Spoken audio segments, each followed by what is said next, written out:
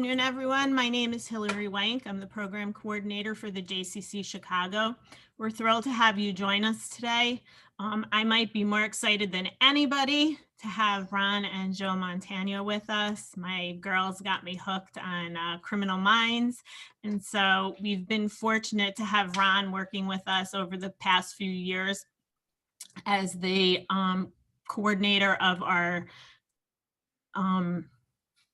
our current events program. I apologize.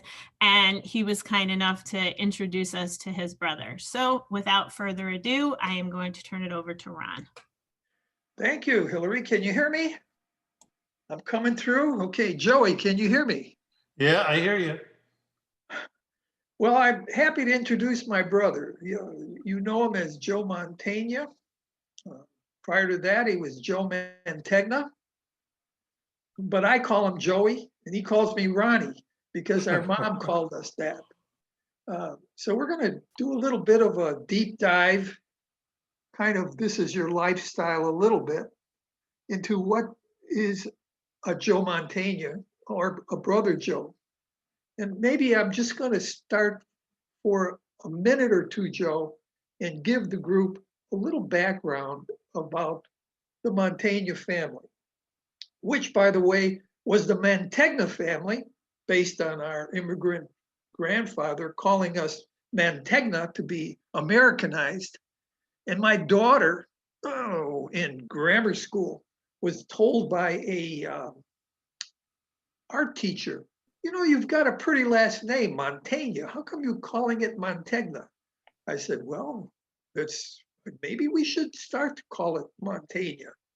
Joey picked up on that. He was very early in his acting career. But the Mantegna family was part of a tiny mountain village in the middle of Sicily. That village is called Calasciabetta. And in Arabian, Calasciabet means top of the mountain. The reason why that's relevant is because Sicily has been occupied by so many different people. Joey, you visited Calasciabetta. Can you give us a little thumbnail of what you saw? Yeah, well, it was pretty amazing. It was 1975, and I was on tour. I just gotten married to my wife Arlene, and we were touring Europe with this theater company out of Chicago, the Organic Theater, and the tour was over, and my grandfather who my mother was living with at the time, our mother was living with at the time, had said, Joey, if you can, please go visit the relatives in Italy, because nobody had really gone back there in many, many years. So I said, absolutely. And I thought, well, this was my mother's side of the family, but I figured, well, if I'm going to go to Italy to visit my mother's side of the family, I should at least try to do a little research on my dad's side, the Sicilian side. So all we knew from our aunts was that our grandparents were from this little town called Calasciabetta. So I remember my wife and I, we got to Sicily and we were staying in a town called Siragusa, which is on the coast, a beautiful town on the coast. We spent a couple of days there. And then I remember asking a waiter, we're in a restaurant, and I said, do you know Dove Calasciabetta? Like, where's this town? And he was like, oh, Calasciabetta. And it sounded like, why would I want to go there? But he was basically saying it's this little tiny piccolo città, a small little town in the very dead center of Sicily. So, and in order to get there, you have to take a train from Siragusa or from wherever else you happen to be coming from to the town of Enna, which is dead center. And that's the biggest town in the very, very dead center of Sicily. If you look at Sicily as an island, it would be like the bullseye. And next to it, so I'll never forget. So we took the train, my wife and I, we take the train, we get to the Enna train station and it pulls in. And now here you've been on this island where all the time when we were on Siragusa, we were looking at the Ionian Sea. It's beautiful. It's an island. So it's all about the water. Now I'm dead center in Sicily, as far as you can be from any water. And I get to the train station and I'm looking around, it's very desolate and there's two mountain tops. The train station was right between the two mountains. And I remember I see a man on the platform and I say to him, I go, Dove Calasciabetta? in my limited, I spoke decent Italian, but Sicilian is a dialect unto itself.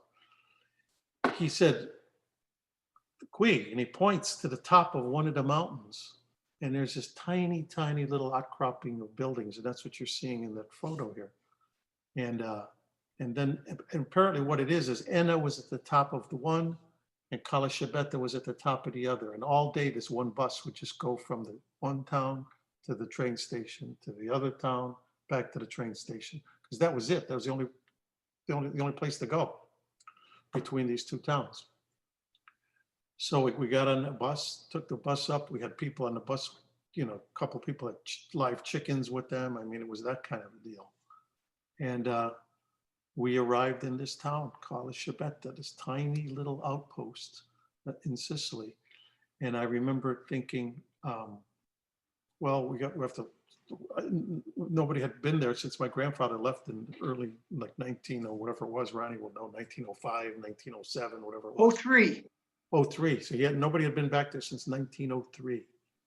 So I see a policeman on the corner, and everything was so dated there because not only were we in Sicily, but we're in the most remote area you could possibly be in Sicily. As I said, from the very top of a mountain in the center of Sicily. And I go up to the police, a carabinieri, and he's wearing one of those hats, like kind of like the old type hat like that. And I said, "Io, Giuseppe Mantegna." And I try to explain to him I'm there to kind of, and he gets this quizzical look on his face, like as soon as I said the name. And basically he tells me, he goes, "Well, come back in about an hour. And in the meantime, you can go look around and meet me here at the city hall, the little town city hall." So my wife and I, we had to traveling with two friends of ours, another man and his wife. We figured, let's go to the town cemetery. Maybe we'll find some names. And we get to the cemetery, and I look at the cemetery. Everything is so old there, of course. And I look at in Roman numerals, it's dated, the cemetery. It went back to the 1400s. It was dated like pre-Columbus. And I was like, oh, wow, this is pretty amazing. So now we go walking through the cemetery looking for gravestones that say Mantegna. And we start finding them. We start finding a couple. And there's a monastery in the cemetery. And we thought, well, let's go to this monastery, see if we can find somebody. And we go there, we knock on the door, and this guy comes out, and he's a monk. And he's wearing the monk's outfit, the brown thing with the rope. I mean, you think you were back in the 1300s. And luckily there was another visitor there from New York who spoke very fluent Sicilian. So he was able to kind of translate for us. And he explained, I told through him, the monk, I said, "Look, we're here. I'm trying to find anybody named Mantegna, the roots of my family, graves, anything, just acknowledge the being here." And the monk says, "Oh, well, yes," he explained, "Yes, we have the Mantegna graves," which we said we saw a couple. He told us where a couple more were. Then he said, "I'd love to invite you in, but we've never had any woman in the monastery in like 500 years, outside of a nun or two, I guess, who took care of the monks over the generations, over the decades." And we said, "No, that's okay. That's fine. We're not here to visit you. I mean, that's fine. Thank you anyway."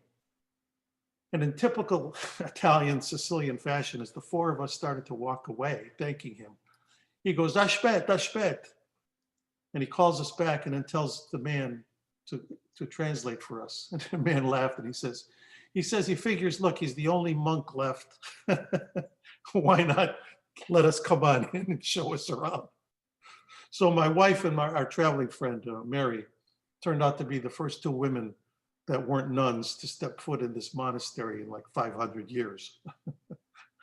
Because nobody else would come to visit this place, really. It was so out of the way. So he took us and he showed us where the monks all lived and slept, and took us, but he was the only guy there. He was the sole person there. And he took us up to this room, and I'll never forget, you could see, you see all of Sicily below you. And he was pointed to where Mount Etna was, and he said how he liked to go there in the mornings, and there'd be the glow of the volcano at the top. And there was one nun there, and the nun brought, she brought us a little tray with little glasses of anisette and cookies. And he gave me some old postcards that were from the early 1900s of the town. And it was just amazing. And it made me realize, it helped me explain in a way to me why my grandfather immigrated and why some of the men immigrated. Because he ultimately immigrated to, my brother, sure, bring it up, we'll go into it, to Oklahoma to start a farm. And I thought, it makes sense because on the top of this mountain in this town of Sicily, all the graves were above ground because it's solid rock up there. And so the only thing you could grow there was old. I mean, it was not a good place to farming. Let's go there now, Joe.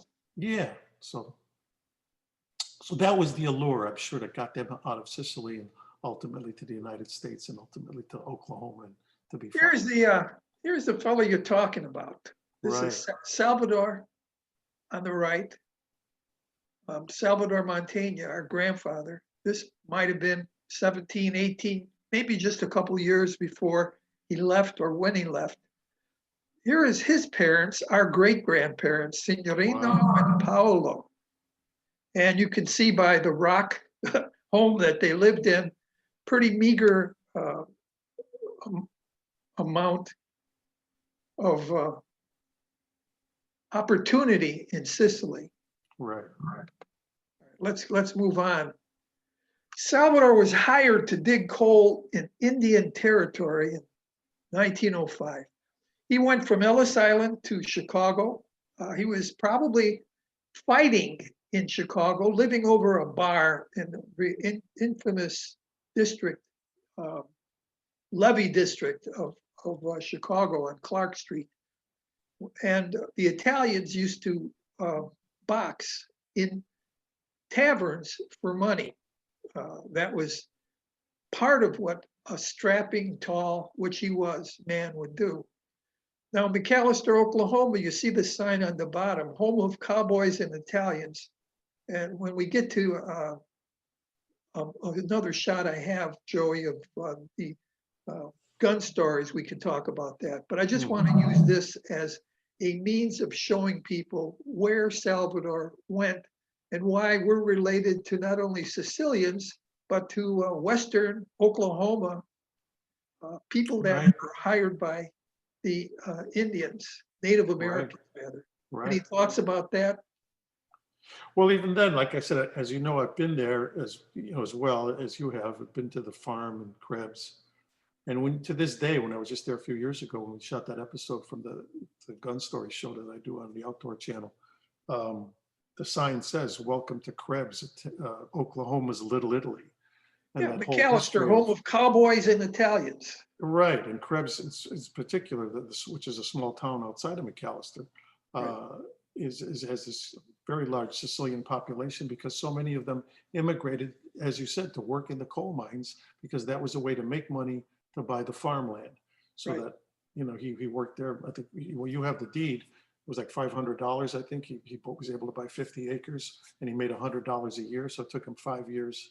He saved up $100 a year. So it took him 5 years. And there's the house that our father was born in. And you took that picture when it was still standing. A tornado has since hit it and it's now a pile of rubble, but there's a shot. I think you're going to probably show that shot of me sitting on the rubble from gun stories. Right. This is the picture of our grandfather, Salvador, the tall guy, our grandmother, Angelina. The baby is Signorina, and Signorino became Henry in 1910 census because Mantegna became Mantegna, Salvador became Sal, Angelina, I guess, became Angelina, and Signorina became Henry. Right. So he was very much wanting to be an American. I have some wood from that house, and I made a frame that Joey put in a house that's a few $1,000s more than that one, than the $400. All right, let me go on. I keep going backwards. Well, Chicago's west side, this was our home. I think some of the attendees to today's group will understand some of these streets: Flournoy, Polk, Harrison, Holman, Kedzie, Roosevelt. This is our grandfather and grandmother on the Novelli side, and we lived with them. My grandfather, Salvador, died, our grandfather, Salvador, died relatively young in 1923. And this is our mother and father, Marianne and Joe, handsome couple. Our block, this is a picture I took from our home on Flournoy Street, because the elevator ran in back of it. Here's the garage, this is the elevator. I'm going to ask you about the West Side, but I want to first tell the group that the West Side was a wonderful salad more than a melting pot. So why do we say salad? Well, a melting pot says everybody's blended together and you end up with something that is like out of Cuisinart. No, it's not what it was. It was a salad. We had Italian homes. We had Irish homes. Big families in the Irish homes especially. We had Jewish homes. There was no wasp, they were bugs on the West Side. The elevated was a big part of what we did. There was another family, and that was this family. We won't talk about that family. But Gregory School,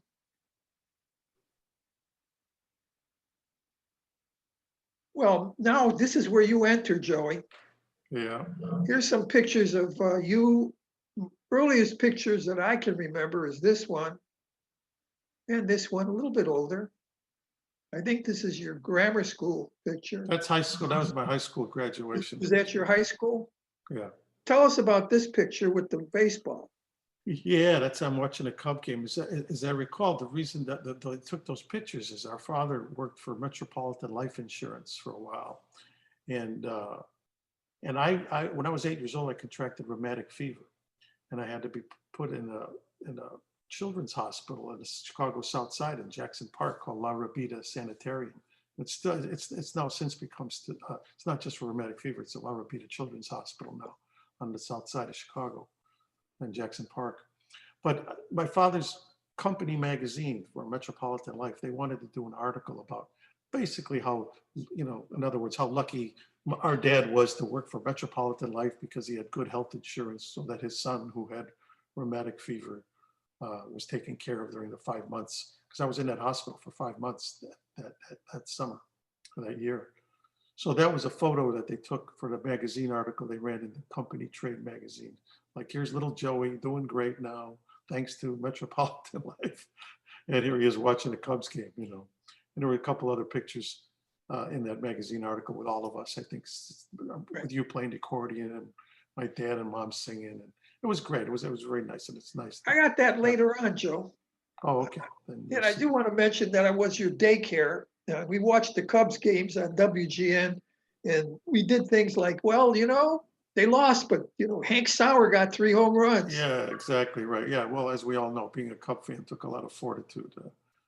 All right, here's a picture I want you to think about. Well, I just tell them quickly what we've got. Well, the West Side had, where we lived, Sears Roebuck was real important. Gregory School is where you went. This is Gregory School, upper right corner. Right. Maxwell Street. This is the best picture I can think of close to what the kind of house we lived from the back. Yeah. Mm-hmm. I worked in a Jewish deli, Schmaltz Herring. I had to have this picture up here, just in the bagels. And I want to mention one other thing to our group here from the JCC especially. I had the honor of meeting Auschwitz survivors. I mean, couple anyway, that had the tattoos. Mrs. Pollock comes to my mind. I was older than Joey. I'm the older brother. So I delivered at Becker's food store. And Mrs. Pollock lived on a 3rd floor walk up, pretty much like one of these over here. She would give me a dime. And I always knew that she couldn't almost afford that. So I really, it rang true to me how I would hear sometimes words that you have heard more too often in anti-Semitic ways. And I could say, how could anyone hate Mrs. Pollock?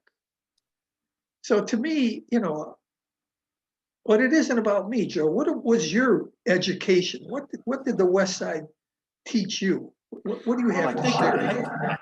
I think you were correct in your talking about, the salad aspect of it and all. I think what it taught me was that, I mean, we were kind of a microcosm of what America, is or certainly should be, in the sense that, I look at my grade school pictures, like at Gregory, and it was such a collage of colors and nationalities and all of that. I mean, it was black and white and Hispanic and Jewish and Irish and Italian and my friends, my best friends were, was the one guy who was an Italian kid living on this side of me, like the Racanellis and the Mantegnas who lived next to, no relation, lived next door.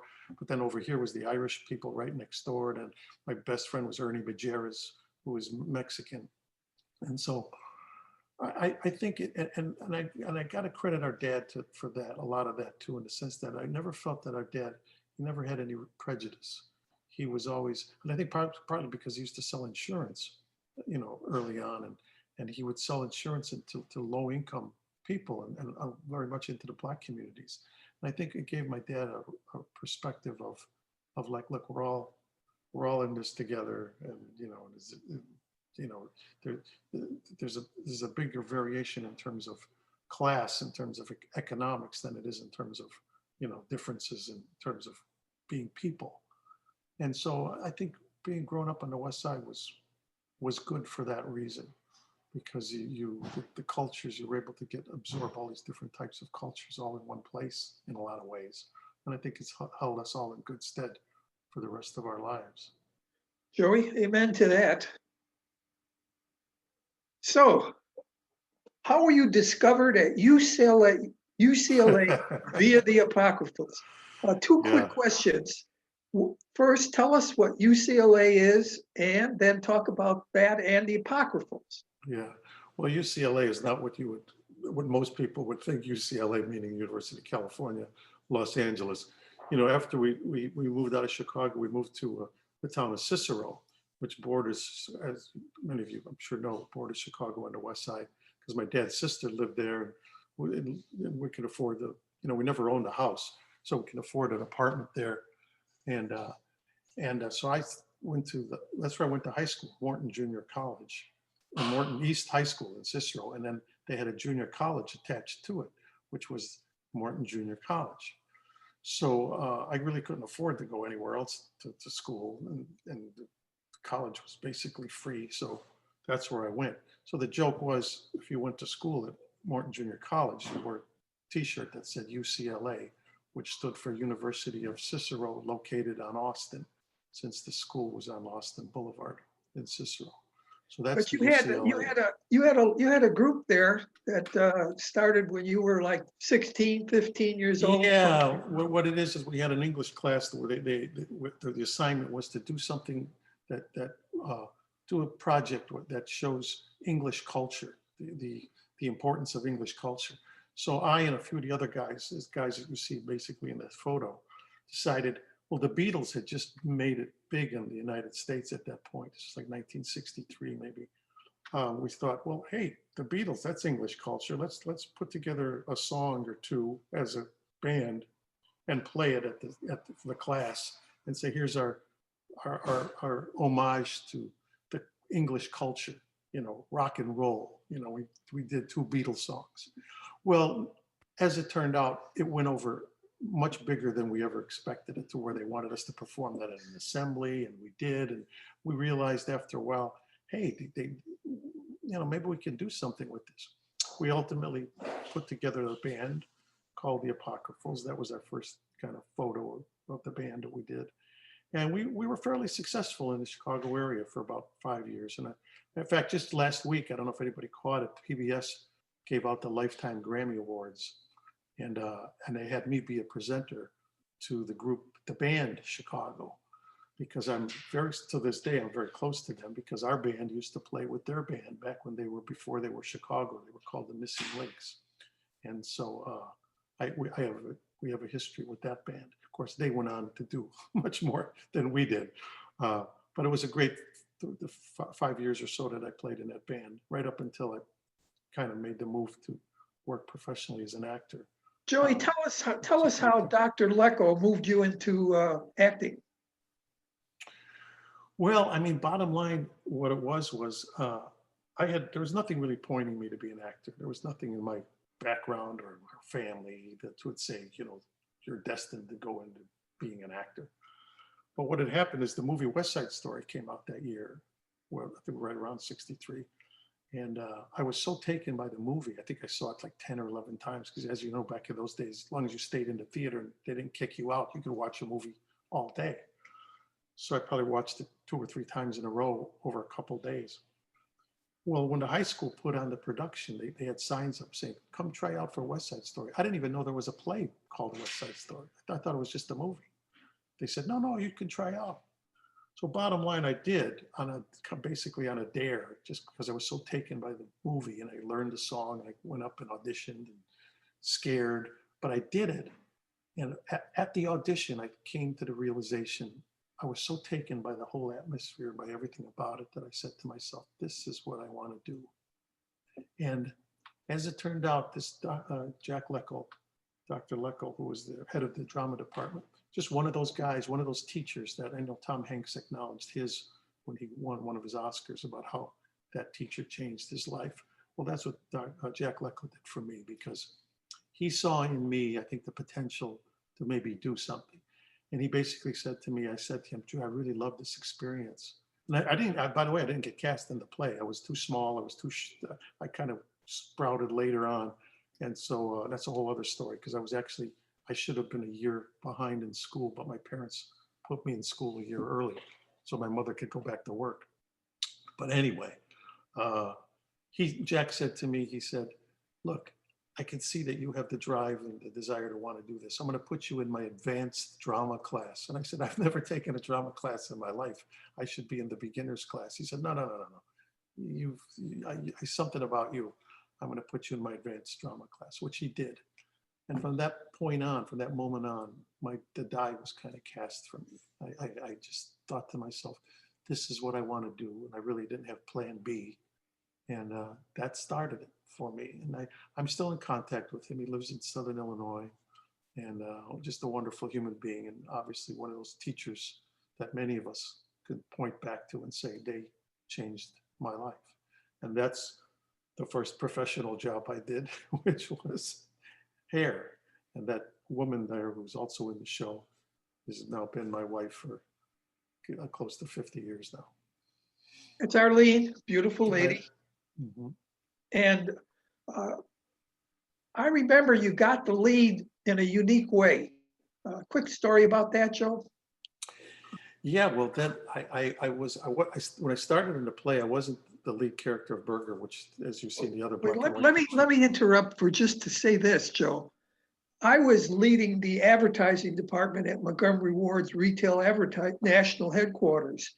We had 3 people that tried out for the hair, and there were thousands of people that tried out the tribe, just to get in the tribe. And sure. I remember you telling us, hey, there was 50, now I'm down to 25, but go ahead. Yeah, I mean, there's something like 5 or 6 callbacks. In other words, they had something like 3,000 or 4,000 people tried out for the show. And the cast wound up being, I think, 28 ultimately. So by that last callback, that 6th callback was the one that you got picked. And I got picked, and Arlene was also picked. And that's how, we got together.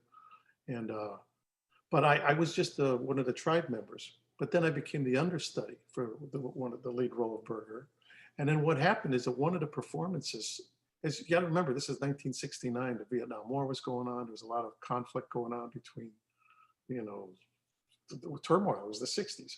Some guy stood up in the audience and screamed, "You guys!" He made some comment and threw a bar of soap. No, threw an egg. He threw an egg, and the egg hit the guy playing Berger in the eye. And as it turned out, it didn't really hurt him. But we figured at intermission, they figured we're going to take him out of the show because now we have a way to prosecute this guy and call attention, because we can't have people coming to the theater and throwing eggs at us.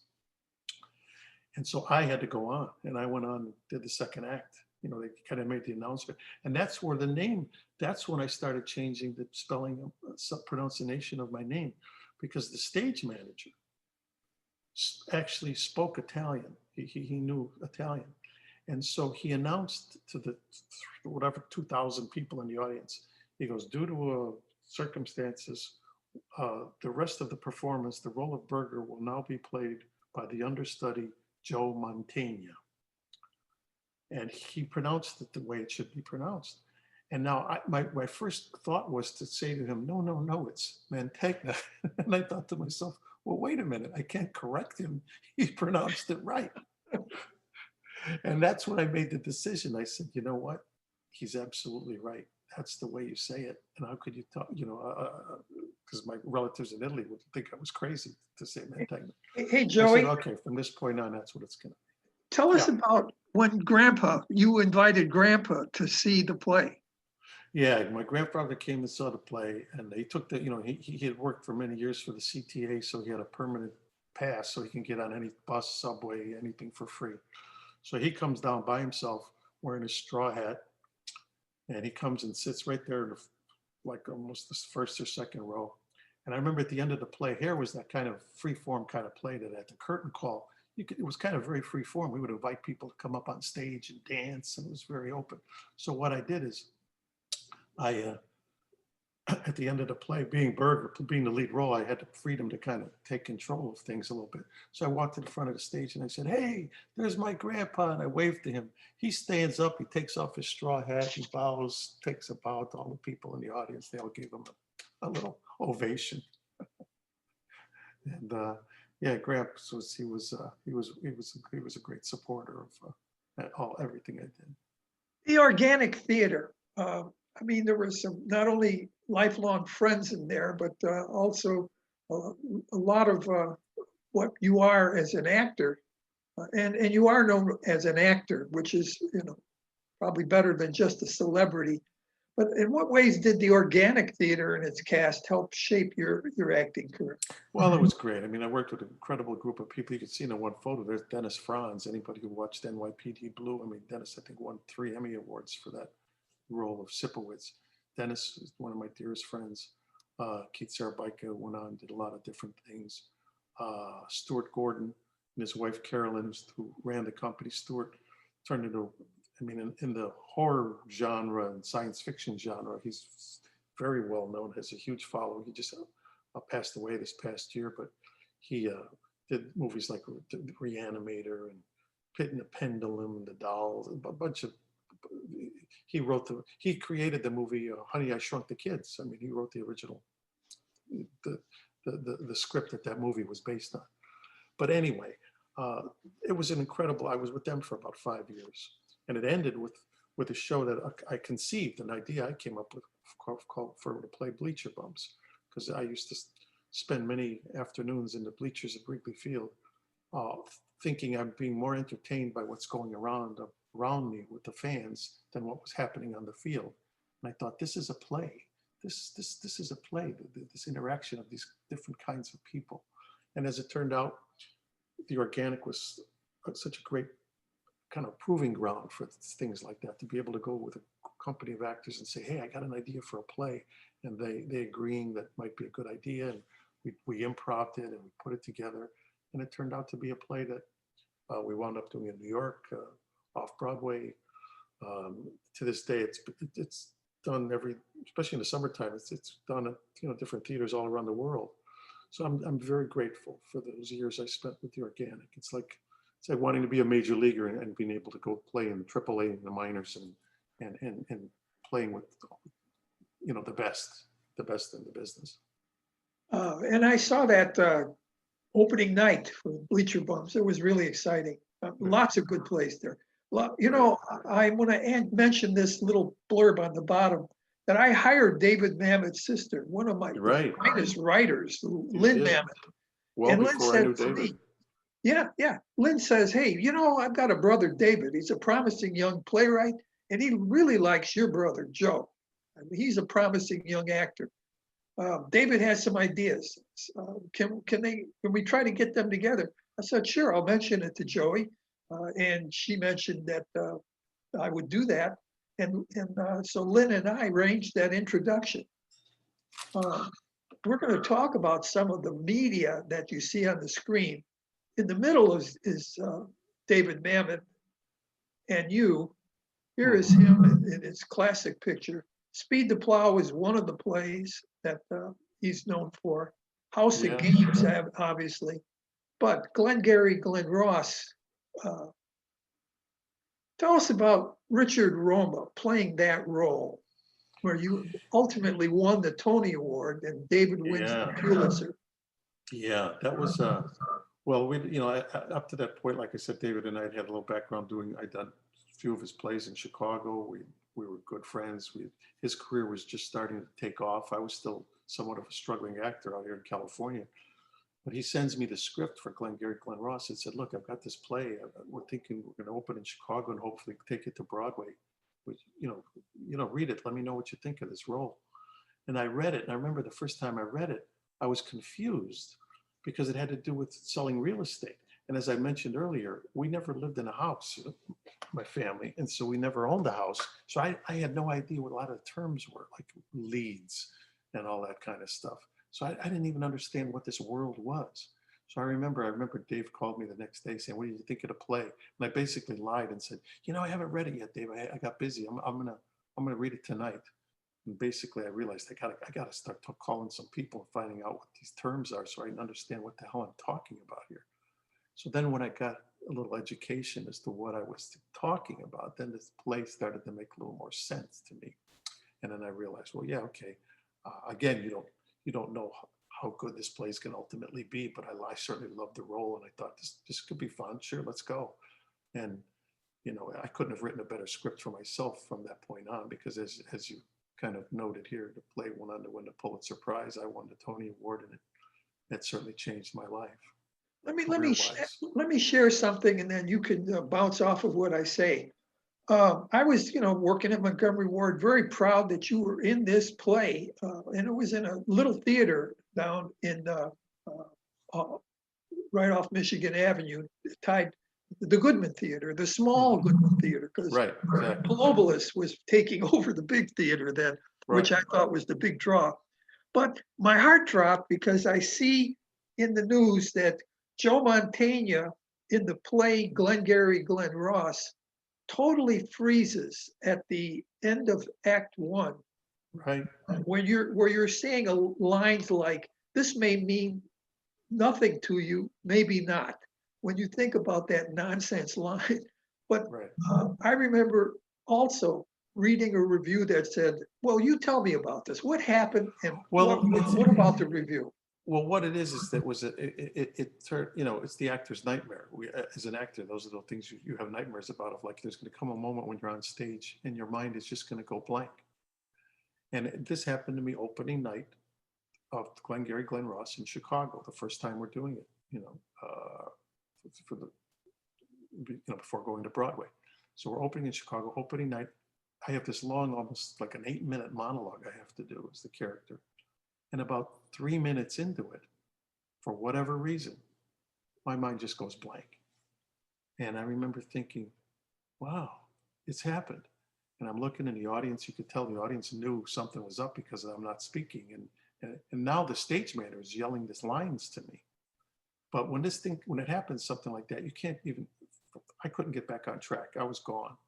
So all I could think of is, I'm just going to jump to the last line of the scene, which I did remember, and just call it a day. So I did. I said the last line, and then that was the end of the act, so that the curtain comes down or whatever. And then I realized, as I walked off stage, I'm thinking to myself, well, I've had a pretty good career up to now. It's okay. I mean, I guess maybe I'm not cut out to be a professional actor. And as I walked backstage, I remember the Mamet himself comes running up to me. He hugs me. He goes, I love you, man. I mean, and the director did the same thing. Mamet's wife did the same thing. They knew what I was going through. And I mean, I was devastated. But I thought, well, I got to continue. We have to do the second act. So I remember I went out and did the second act. I mean, I was on fire in that second act. I mean, I know I gave them a hell of a second act, if nothing else. So the reviews came out, I think, and I remember Gene Siskel, the famous critic at the time, along with Roger Ebert, they were there together. And I remember Siskel saying it was the most exciting, time in theater he'd ever spent in his life, because he said that it's that moment when you realize we're not watching a movie, this is really happening, and they all knew what I was going through. So he said it was actually very exciting. Of course, in retrospect, it's easy to say that. But what it did for me is it got my attention, and it made me realize I've got to know this thing backwards, forwards, upside down. This can never, ever happen to me again. At least do whatever I can to prevent it from happening. Because I think what had happened was I thought I had it under control, and I knew that speech well, but I didn't know it as well as I maybe thought I did. So bottom line, and I tell this story often to theater groups, young people, when I get asked to speak at schools and stuff, because I say, here's an example of that was the worst moment in my theatrical career, that moment that I blanked on opening night of Glengarry in Chicago. 3 months, 4 months later, I won the Tony Award for that role doing the play on Broadway.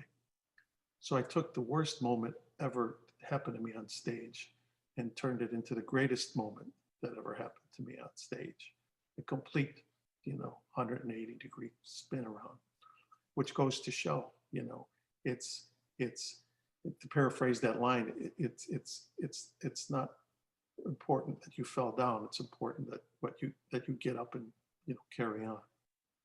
So, Joey, we're talking to the JCC group, and when you did David Mamet's Homicide, where you play a Jewish cop, right.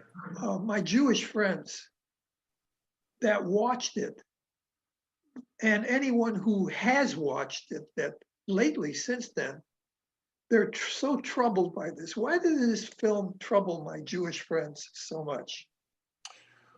Well, I mean, it's a disturbing film. I mean, it really is. I mean, ultimately, and I think part of it is the way it ultimately winds up. And I don't want to kind of give it away, because I think if people have an interest to see the film, they should. But David is he's very devout in his religion. I know he's very close to his rabbi. He's been to Israel. He's done a major exploration of his religion in a sense. And I know, Stuart Gordon had done the same thing. I remember, I think he was in his 50s when he got bar mitzvah, because he hadn't done it as a child, but he kind of rediscovered that aspect of his life later. And I know David too, somewhat had almost like a reawakening of that aspect of his life. And I think that's what Homicide is. I mean, if you see the movie, it's the story of a character, the character I play, Bobby Gold, of his rediscovery of who he is, his heritage, but it is disturbing, it's troubling, it has those aspects to it. But to me, that's what makes Mamet so brilliant, because he doesn't write cookie cutter kinds of stories. Joey, stories that make you think, Right. To me, I think it was the conflict and struggle between trying to understand being a good cop and trying to understand being a good Jew. Yeah, I mean, there's certainly that aspect of it. I mean, and if you had to put it in a sentence as to what Bobby Gold's dilemma is, that's it. But and the way it's done and the way it ultimately resolves is very. Yeah, I would ask the group here to watch the movie, and maybe if you have Hillary, maybe you need to do a class that's talking about this movie after they've seen it, or watch it together. It's not that long.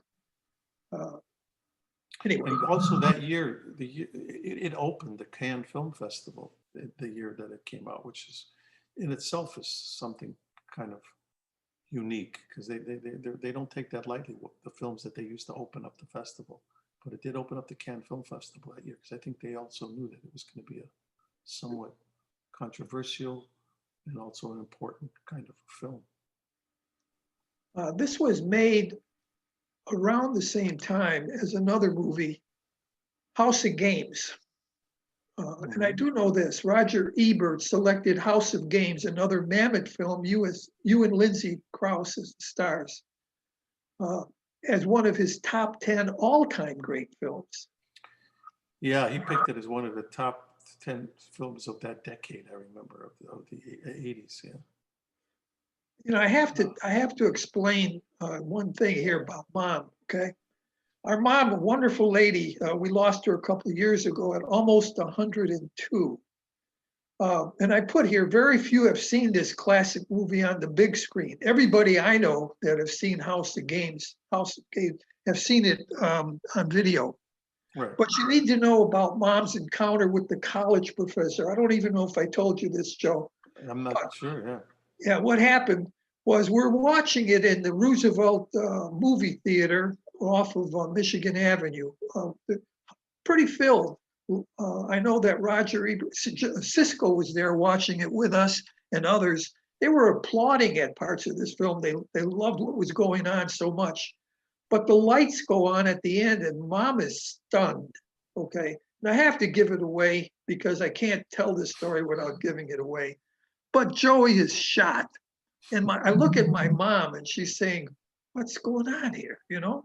Well, the lights go on, she stands up and Mom says, she didn't have to do that.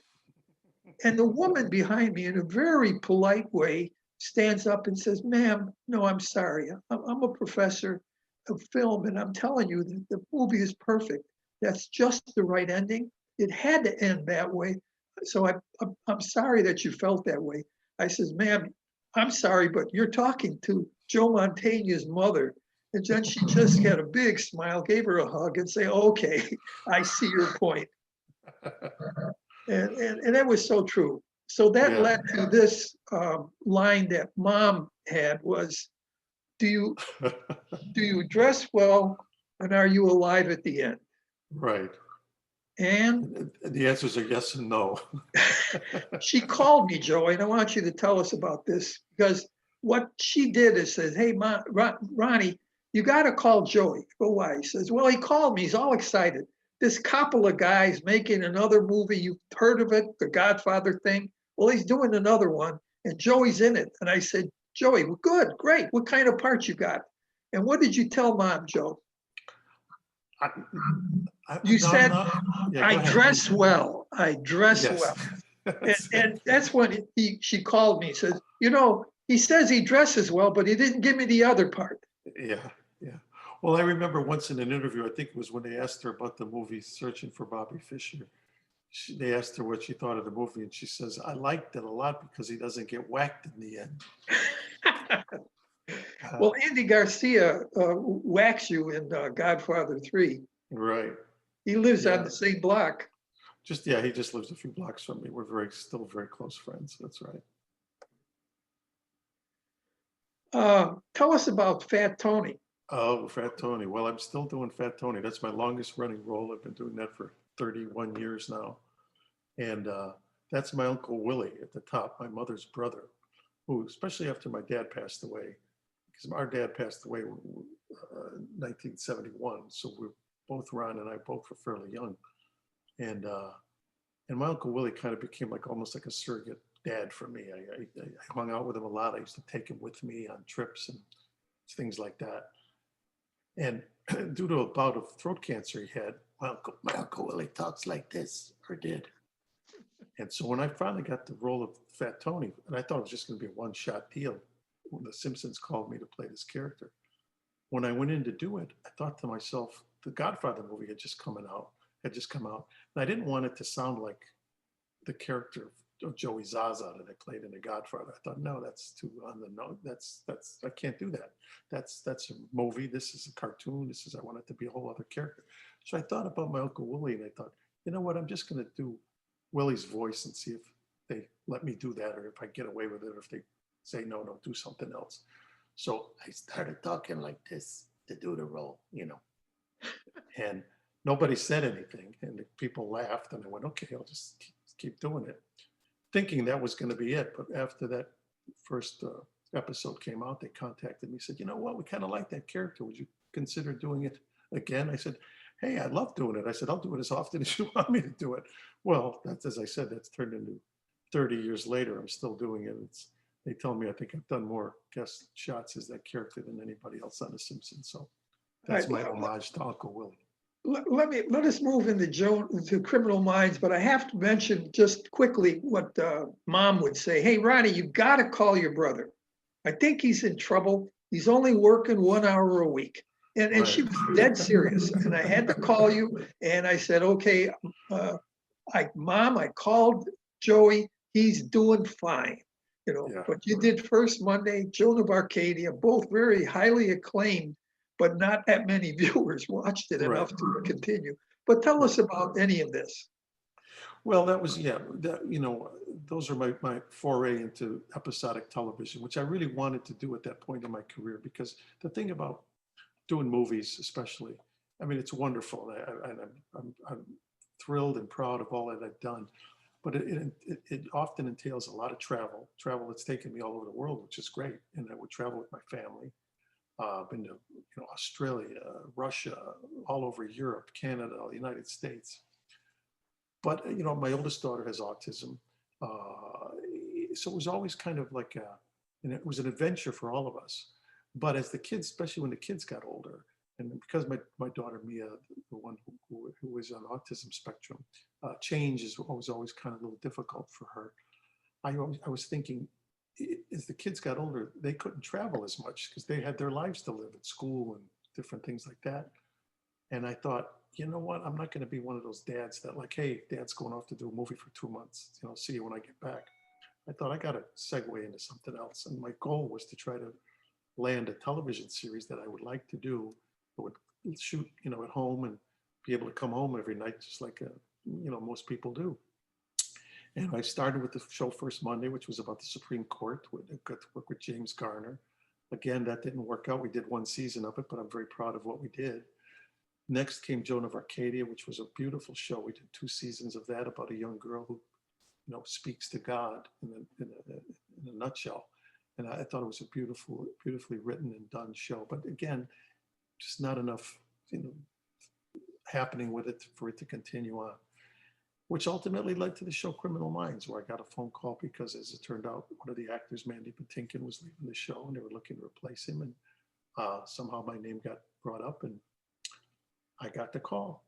And I met with the people, and next thing I know, I wound up doing it for the next 13 years. And that photo you see was a shot we took. That was the final cast that we wound up with the last 3 or 4 years of the show. I'm still very close to all of them. We all, I couldn't have handpicked a better group of people to work with. I love doing it. And it's funny, the quote you say about Mom worrying about me only working an hour a week. I mean, how could you? I think that's helped keep me grounded somewhat, hopefully as a human being. Because I often tell people that. I said, how seriously can I take this business when I'm not even sure my mother knew really what I did for a living? Which is actually a good thing. Yeah, Joey, I remember you telling me that you would act for nothing, but you charged them quite a bit to sit in the trailers waiting for the next call. Yes, exactly. I work for free. They pay me to wait. Right. Yeah, exactly right. That's the thing about working in, especially film and television. You've been Jewish, you've been Cuban, you've been Dean Martin. You got the Italian Oscar with Don Amici. Yeah, that was the Venice Film Festival. Both he and I won the Best Actor at the Venice Film Festival that year. Yeah, that was great. And a star on Hollywood. Yeah, not many people get that. No, that's. But nice. I want to talk about things that are coming up. What keeps you busy lately? I know you're doing gun stories. Want to talk about that? Yeah, this is a show it's a show on the Outdoor Channel, and the title sounds ominous, but really it's about the history of firearms and the history of the world. Because if you think about it, every country in the planet has some sort of history in terms of the firearms that they've used sometimes for their existence, United States included. So in other words, we'll do episodes on like the guns of the Revolution, the American Revolution, or the guns of World War I, or blah, blah, blah. that photo you see right there, that's me sitting on the rubble of my grandfather, the house our grandfather built in Oklahoma, as you wrote there. And I got to shoot Grandpa's shotgun because the whole episode was as it's written, they're guns of the immigrants. So that was incredible. There, Gary Sinise and I have been doing the National Memorial Day concert, co-hosting it with him now, and I've been doing that for this will be my 19th year, I believe, coming up, 19th or 20th year coming up next year. The military has kind of been my hot button, as you know, for Ronnie and I both we're very close to the history of our uncles. The only reason our father didn't serve in World War II is he was hospitalized during the entire war with tuberculosis. But all four of my mother's brothers, our dad's brother Sam, other uncles, all of them were combat veterans in World War II, and so the military has been. I'm not a political guy. I don't get involved in politics too much, only because I think with the profile of being an actor, I feel it's important that people should make their own decisions on how they feel about politics. They shouldn't be influenced by what I do. But I do align myself with our military in the sense that they have to follow, you know, whoever's commander in chief or whatever it may be, depending on how we vote. And I'm glad we live in a country where we have a military, in a sense, who preserves our right to vote every, you know, as we're just about to do next week. So there's that. And then there's a shot from Lenny Bruce. That's a shot from taken in Chicago. We did the opening there. I directed this play called I'm Not a Comedian, I'm Lenny Bruce. One-man show about Lenny Bruce. We had a great run in Chicago for about a year. We run in New York for about extended period from 9 months. And we're still would be running in Chicago heading up in COVID, the COVID thing that stopped it. But we'll probably reopen it when once they open the theaters again, hopefully sometime next year. And we just finished filming it. That's what I did about 2 weeks ago. We filmed the production, which I directed, and we're going to put that together. So there will be a film version of it. So, and I've got a couple things in the wings. I've got a pilot I did for Amazon that I'm waiting to hear the start date for. That's a beautiful series. Actually about 3 young people with autism who live together. And obviously that's something that I can certainly relate to as a parent. And it's a beautifully done show, done by the guy who did Parenthood and Friday Night Lights, if people are aware of those 2 programs. So I'm waiting to do that. And then whatever. I mean, you never know what kind of door is going to open tomorrow. So that's the way I've lived my life. I'm not about to kind of change that aspect of it, of like just keeping myself open to what's out there, what's next. Joey, before we end, I have one more slide, but I want to just ask you a couple questions that I see in the chat. So let me go through that with us and let's see what there is. Susan Stauber says season 3, episode 6 was when Joe started on Criminal Minds. Now I know you started on the first episode of season 3, correct? No, she's right. I came in season 6 because what it was is. No, season 3. I came in season 3, but episode 6 is what. Oh, so she's right. Okay, no, thank she's you, absolutely Susan. right. Yeah, because in other words, Mandy left the show, but kind of abruptly. So they were already starting the production that very next day. He kind of basically left the show the day before they were going to start. And so they had to go ahead. So they had to shoot 5 episodes, not knowing. They kind of had to write around that character and basically say, what, you know, if people who watch the show will see that in the episodes, they say, what happened to him? Where did he go? And they wrote it in that he kind of art imitating life, where he just couldn't, for whatever reason, he just felt he couldn't handle it anymore, had to leave.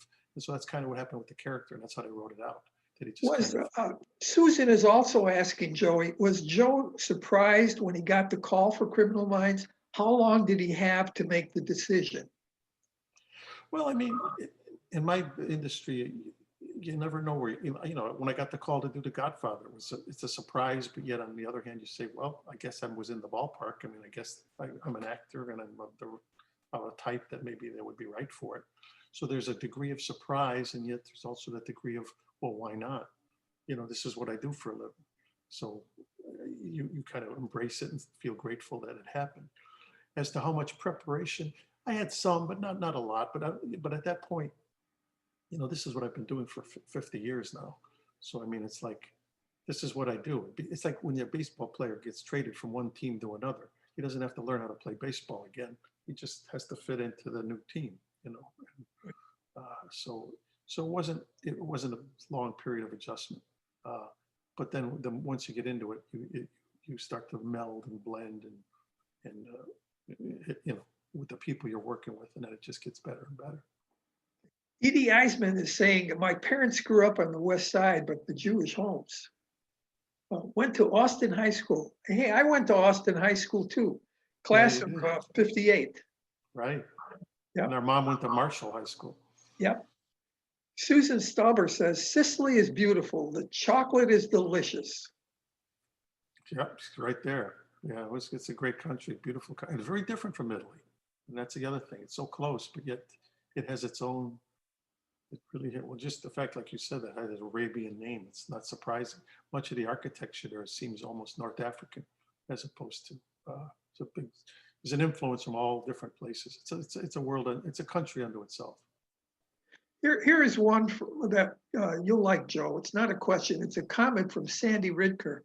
I remember your mother fondly when she was at Whitehall. You and I were there several times. I know I was there, but you came in every year a couple times. Sure. Both my parents were there. First my dad, then my mom. One day your mom, who usually said little more than scratch my back, remember that? Told my mom me all about her early life. And when both of you were growing up, she was so detailed that I later asked Ron about it and he confirmed many of the details. Some of that his wife didn't even know. And that's true. The day that she turned 99, she told everyone that walked by that it was her birthday. Yep. But she could be a little rough with the language at times. Oh yeah, well no, Mom. I think that's what kept her alive so long, because she had no filters. She was just. She was telling all of the Eastern European assistants there how to swear in Italian. Let me see if there's any more questions. Ron, there are a couple of, hi, it's Hillary. There are a couple of questions specifically about Criminal Minds. So okay, let's go bigger screen. We gotcha. You're all good. So Jean Goldstein is asking, what did you like about the role in Criminal Minds and anything you didn't like? Well, what I did like about it was the fact that we were representing a real organization, the FBI, and that I visited Quantico numerous times, as it turned out, from the day I got the role to not just through Criminal Minds, but also because of gun stories. We did episodes of gun stories, the guns of the FBI, and so I visited there numerous times, got to know many of the people there, many of the agents, and I'm just so proud to represent them. And I know they've embraced the show, partly because we are true. We try to stay true to them. In other words, they don't like some of the FBI show, other FBI shows, some of them, because they feel like they're somewhat like soap operas and they're not quite so realistic. But, you know, of course we take theatrical license, but for the most part, they felt that we were pretty respectful as to how we portrayed what these men and women do. And that's why when people would say to me, oh, isn't it disturbing, the stuff you do on that show in terms of, you know, how gory it is? And I said, no, I don't think so. I said, because we show it the way it is. And I think that's important, because people should understand this is what these men and women have to deal with every day. So no, it doesn't disturb me at all. Talk to the real agents, see if it disturbs them, and be grateful that they take that job. And to answer the question in the second half, what do I didn't like, or what? Really nothing. I feel so blessed to have made a living for over 50 years in something I've wanted to do since high school. Yeah, we do long hours, and sometimes we would, you know, be demanding and would be tiring. But look, there's a lot of people who, you know, I think of my grandfather working in the coal mines for 5 years, and I'm thinking, yeah, I'm going to complain about a day on the set of Criminal Minds. No, I don't think so. Are you guys as close? Were you as close in real life as you are in the show? I mean, yes. It seems like you guys made a really great family. We did, we are, and it's all true. And we're probably closer than we were even in the show. Yeah,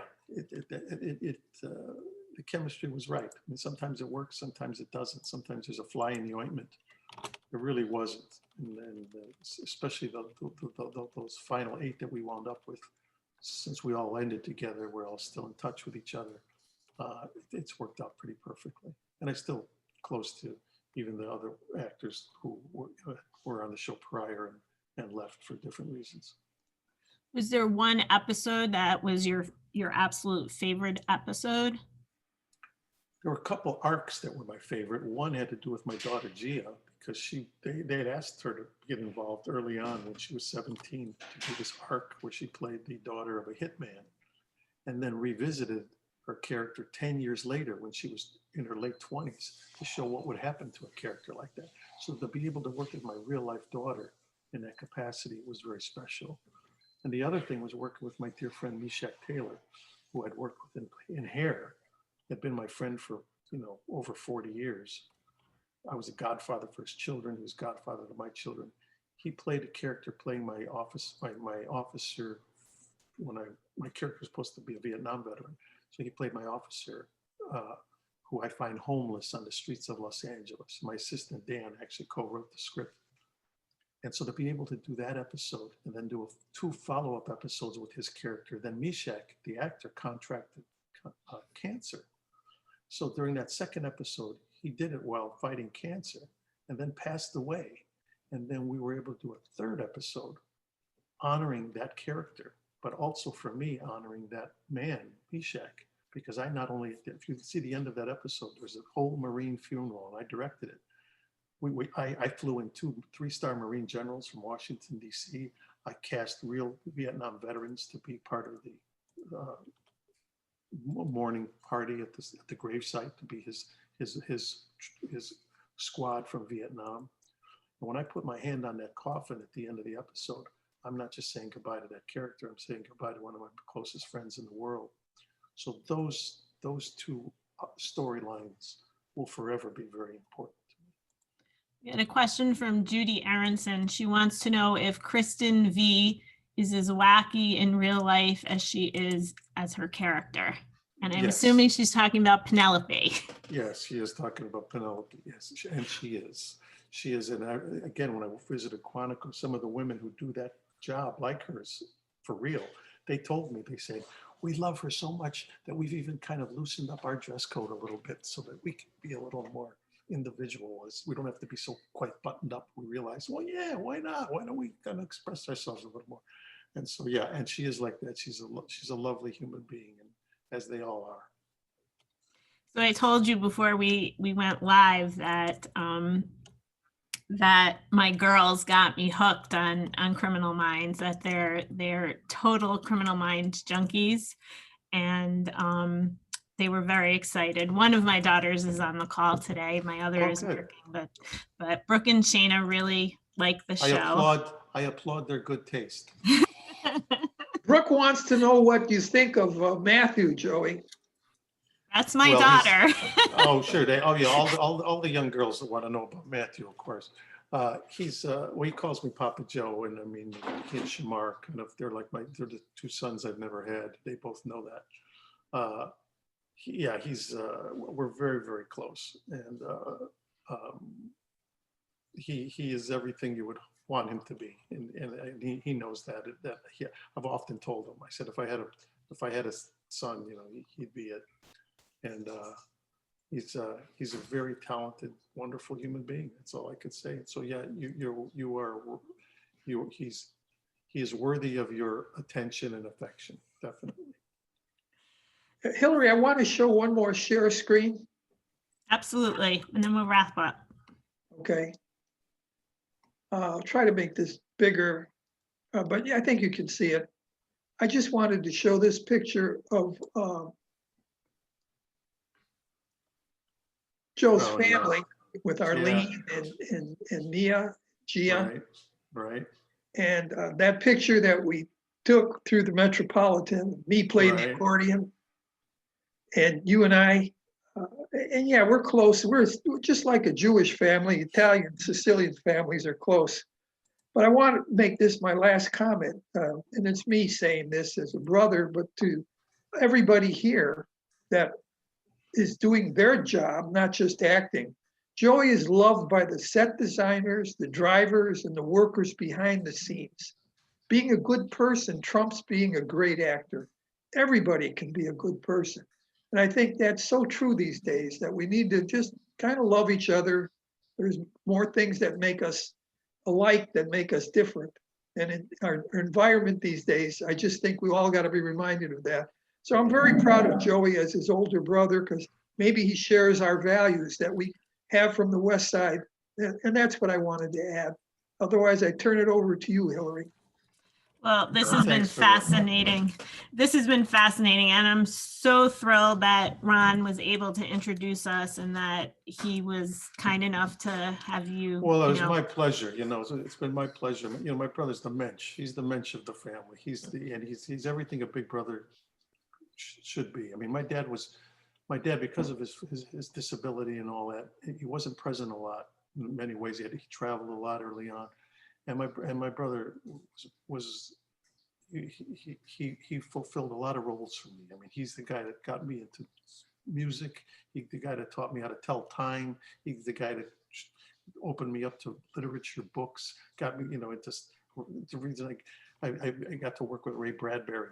I had already kind of knew who he was because my brother got me interested in those kinds of writers like him. And J.D. Salinger, I remember he turned me on to Catcher in the Rye when other kids weren't even reading anything, or the Iliad and the Odyssey. So I mean, I had the greatest big brother in the world. So I want you to know that, Ronnie. I mean, he's 8 years older than me, and I was 23 years old when my dad died, but I was lucky enough to have this guy kind of keep me on track. And still to this day, he's still out now and forever. I love you, Ronnie. Love you too, Joey.